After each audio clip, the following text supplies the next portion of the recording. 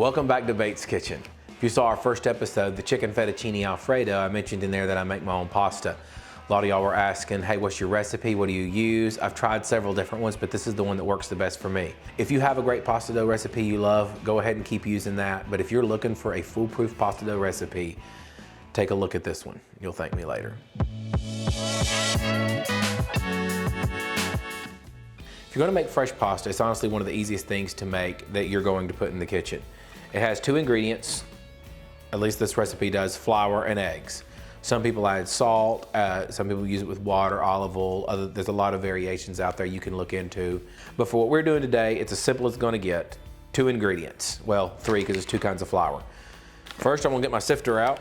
If you don't have a sifter, this is a really easy way for me to blend it. And also, if you're using all-purpose flour or something besides double O that's very fine, this will help sift everything out, get your very fine flour, keep the clumps out, things like that. But I'm gonna go ahead and I'm going to put 2 cups of double O flour. Now, if you are really particular, you'll find a lot of people use a scale to get the ratios just perfect between flour and whatever liquid you're using, in our case, eggs.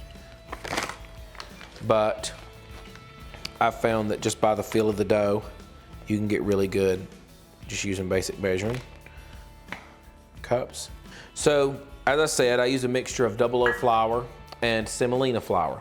The semolina flour is going to give a lot more strength to the gluten in there. It's going to make a very strong dough, and that finely ground double O is, it's just another way, that double O is a way of saying extremely finely ground flour. So it's going to make a very pliable dough that's extremely strong, and when we're making something as small as a noodle, you want those strong bonds. I try to mix the two flours up really well. I've got 2 cups of the double O flour and 1.5 cups of the semolina in there, and I'm gonna run it through the sifter one time. Didn't really need to be sifted again for clumps, but it is a lot easier way for me to mix the flour up. You can still kind of see, if you're up close, the separation in the grains of flour. This time they're coming out, they're a lot less separated. Just make me a little mountain of it. And you can do this in a bowl. I've found for me, it's a lot easier just to do right on the countertop. Just get a clean, smooth countertop, and you can make this pretty easy. We're just gonna make a well right here, big enough to hold about, for what we're gonna do, we're gonna use 6 or 7 eggs, depending on how it feels. But I'll go ahead and drop in 3 eggs. See where we're at.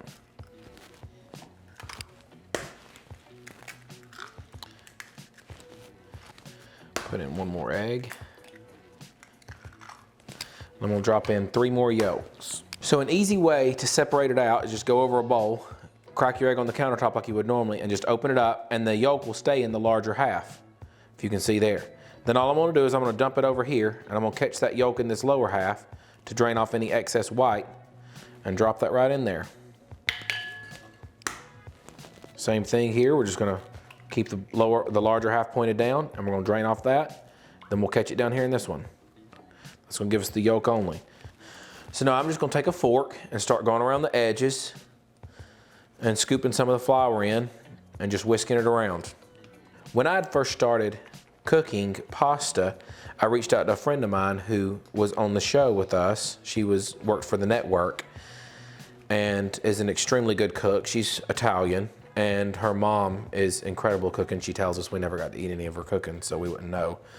But Tammy was amazing. Tammy Weed, she's agreed to actually come on and film with us in one of the future upcoming episodes, one of her favorite recipes, and I can't wait for that. But she encouraged me, just go ahead and try pasta, because it looked very daunting to me seeing people doing it and seeing the videos of it. And she's like, just try it, I promise, it's easier than you think. And sure enough, after the first time I tried it and we actually cooked it, I was hooked. I did it with the Alfredo sauce, and the second time I used the same recipe that she sent me to make raviolis.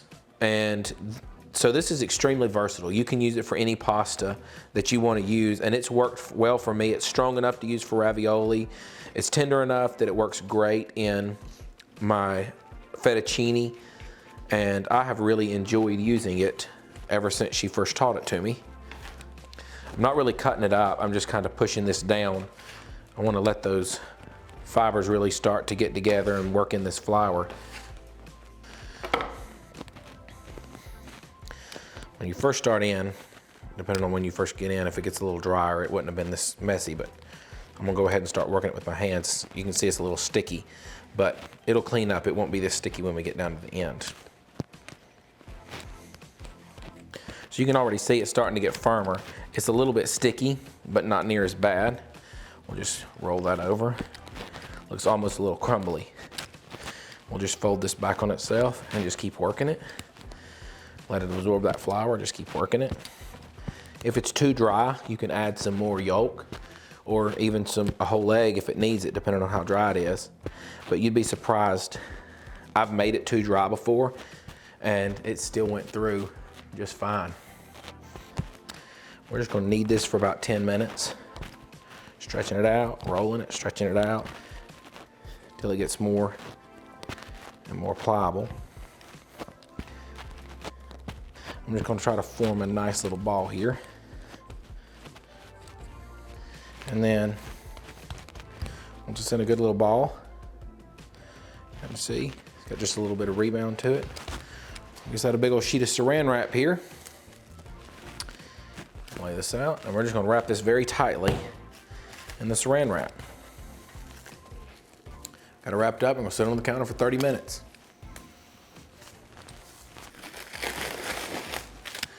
Here we are with our pasta dough. We're gonna give this a little push. Watch it bounce back out. That's what we're looking for. I'm gonna divide this into 4 pieces.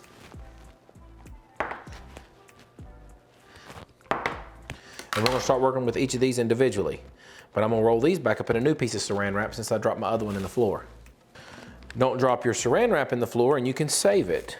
And keep them rolled tightly because this stuff dries out quick and you don't want hard spots in your pasta when you're trying to make it. I've got a whole little setup over here. Keep your little sifter out. This thing comes in handy. I don't like when I'm trying to dust my working area with flour, just to throw it out with my hands. It makes such a clumpy mess. So I'll take this and I'll just sprinkle a little bit. I'm gonna lay this down. I'll kind of work this out and grab my roller. And I'm gonna roll this. And what I'll do is I'll kind of manually roll it close, and then I'll use an electric roller that works off of my KitchenAid. To me, that's a lot easier than trying to do it by trying to roll it all by hand. But it is possible to roll it all completely out with just the rolling pin.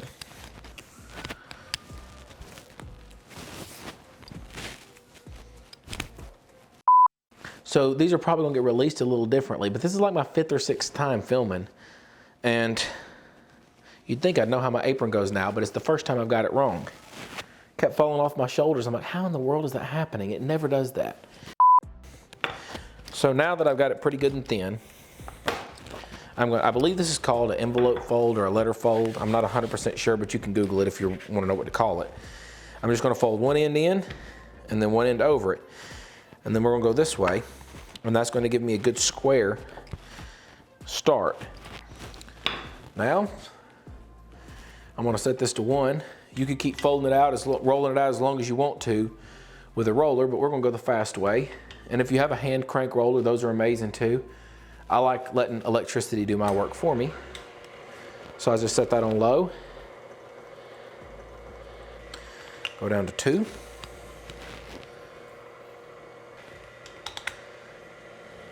Sometimes I go down a couple if it's doing good. As long as it's not sticking and doesn't feel any tacky, I really don't put a lot more flour on it, but if it starts getting sticky or tacky, just dust it with a little more flour. You don't want to get it hung up inside these wheels. It's not fun that way. These will get pretty long. A lot of times I'll cut these in half. A real Italian would probably die about that, but I'm not a real Italian.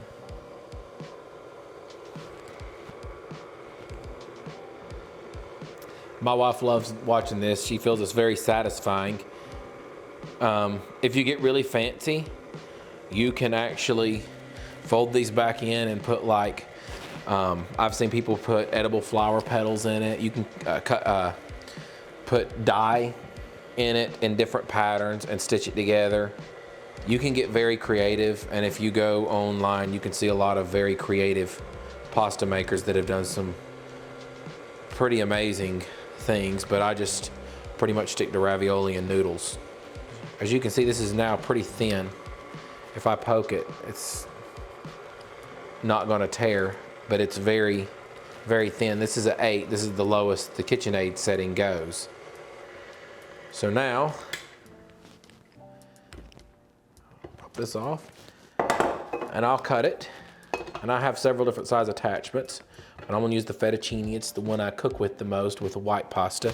I use the spaghetti occasionally if I'm doing a red sauce, or sometimes some simpler things that I don't know how to pronounce. I know how to cook them. I don't want to embarrass myself on here, so I won't say the names. But there's some good ones with just Parmesan, salt, and pepper, and some very simple ones with some bacon. Lots of recipes for different noodles.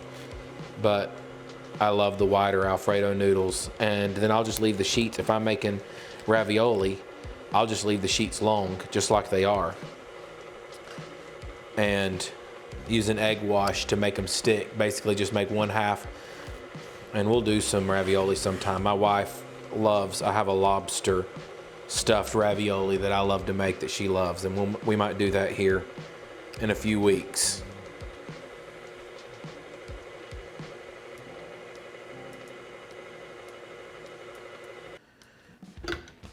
You know, the reason I first made my own pasta was twofold. One, everybody talked about how good it was, so I wanted to try it, because if you tell me something's good, I'm gonna try it. And two was, I just wanted the novelty of being able to say I've done it and try it. And some things I've made one time, and I don't know that I'll ever make them again. One of those would be, what's that stuff called? One of those would be beef Wellington. I made it one time. I spent 6 hours on a Christmas morning putting it together for the family, and it was amazing, but it was not worth the time I put into doing everything from scratch. If I ever was to do it again, I would probably buy my own puff pastry dough and take a lot of shortcuts. But with pasta, it was something that turned out that this was actually extremely easy, very fast, and it did make a very big difference to me in the taste and texture. That's one great thing about cooking, is you can try things, and if you don't love them, who cares if you don't ever do it again? But the things that you love, you can replicate over and over and over as many times as you want to, as many friends as you want to have over, as many times as the family wants it. You can just keep going with it, and that love of success keeps me trying new recipes, keeps me trying new things, and keeps my family happy for the most part. I drag these through the flour, and it keeps them from sticking. Now I'm just gonna take them, and I just leave some fingers open, and I just spin it. Let's see, let's get them about even here. They're about even on both sides, and I'll just kind of spin it around a few times just to kind of stick it together. And then I'll just loop it around my hand. Hold on here. And it'll just kind of make like a little, when I drop this down on the plate, I'm gonna bring this over here into camera for you. When I drop this in here, it'll kind of just make like a little nest. So we call it nesting the pasta. The great thing about it is you can come straight out of the freezer, and you can grab this, you can grab that nest and throw it straight into hot boiling water. You don't want to defrost it, it'll get all gummy then. But you just throw it straight into hot boiling water, and voila, there's each one of those is about a serving. I've seen a lot of different recipes say salt your dough versus salt your water, and I watched some people and they made a pretty good argument that salting the water actually salts the pasta dough more efficiently than salting the dough. I tried it. I feel like, to me, it tasted like they were right, so that's the way I've always done it. I don't put salt in my dough. Doesn't matter to me whether you do or not. But salt your water, and then you just throw your little clump of dough in there and just kind of stir the water gently, and the little nest will unroll. and it doesn't really break your pasta. You'd be surprised, it'll all just unroll in there, and about 3 or 4 minutes later, you'll have pasta. And there you go. Wow, did you get that? Sure did. And there you go, guys. Honestly, the longest part about making these noodles is letting them sit on the counter for 30 minutes in saran wrap. But we can make these ahead. It'll work everything from ravioli all the way down to spaghetti noodles. You can put them in the freezer, put them in the fridge, however you want to do it and however you want to save them. If you're looking for a recipe to try, go back and try our chicken fettuccine alfredo from the first video. We love it. We know you'll love it. But no matter what kind of pasta you're making, try these homemade noodles just one time. I know you're going to love it. I promise you'll thank me later.